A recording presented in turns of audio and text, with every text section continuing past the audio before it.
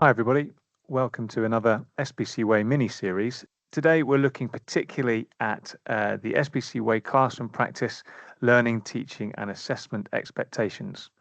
Now, we're very aware that a large number of schools are making excellent headway with this, and a lot of schools have already got frameworks or policies, etc., in place. The purpose of this SBCway offer is to help current settings and settings who don't yet have that to think through what is the best practice, what is the research saying, what is current inspection findings showing. So the new model, you can see, here's the visual. In essence, there are 4 components wrapped around the central tenet that relationships, culture, and environment are pivotal. Once we've got those relationships, culture, and environment right, and that's an ongoing process, but we've got to get that right. There are 4 parts to the learning episode or to a lesson. And we've got that ready to learn component.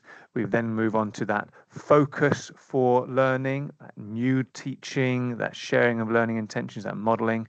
Then we move on to practice of learning, where we make sure that we're giving opportunities to consolidate, deliberately practice this new skill, and then we wrap it up with some feedback that through that plenary, through that referring to success criteria, reflecting on our own learning journey and what we need to be doing next. Making sure that we are aware of those foundational building blocks that underpin every lesson and every learning episode. So to support this new model, and I'll just scroll down, we've then got here an overview which sets out very clear definitions and criteria. So for each of those 4 parts, ready to learn, focus for learning, practice of learning, and feedback, we've then got 2 parts. So part 1 is the minimum expectation. This is what everybody should be doing, and you've got that in that first column.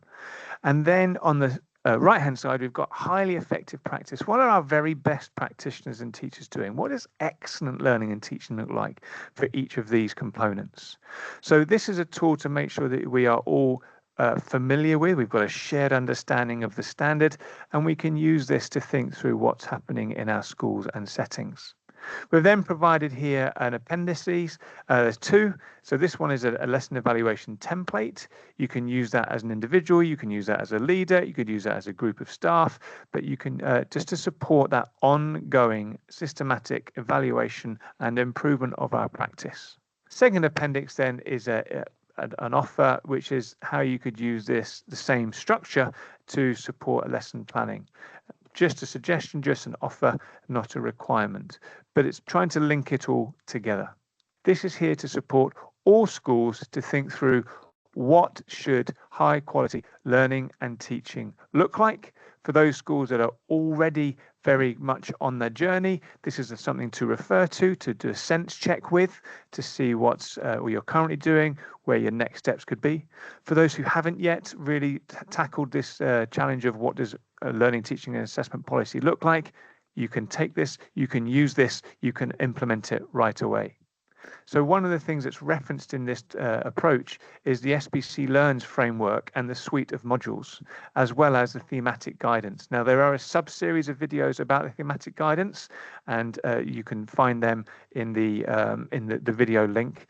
But I'm just going to cut now to framework and suite of modules that can support you as staff to think through the depth of each of these components. What does it look like, and how can we improve our practice in these areas? So I've switched now to the SBCway Launchpad, but this is the one-stop shop for all things education. On the professional learning page, we can go here to SBC Learns Anytime Learning modules. This is a fully interactive suite of modules. So the SBC Learns framework identifies these key ingredients, and these are the things that sit behind the new model. So if I want to learn more about any of these particular ideas, any of these particular skills, I click on the link, and here we can see these are again, going deeper, more granular, these little bits of knowledge, of understanding of skills that we as teachers should be becoming more proficient at. So then if I want to explore the content, I can go to the learning modules. Now you must be logged into Glow here, and then you will see a whole plethora of modules to support you to think through each of the components. So let's take, for example, here we've got something around memory as a residue of thought.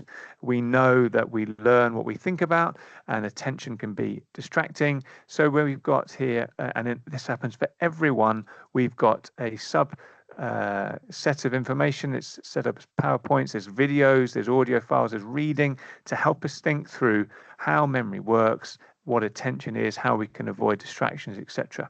And then there's a workbook as well, should that be helpful.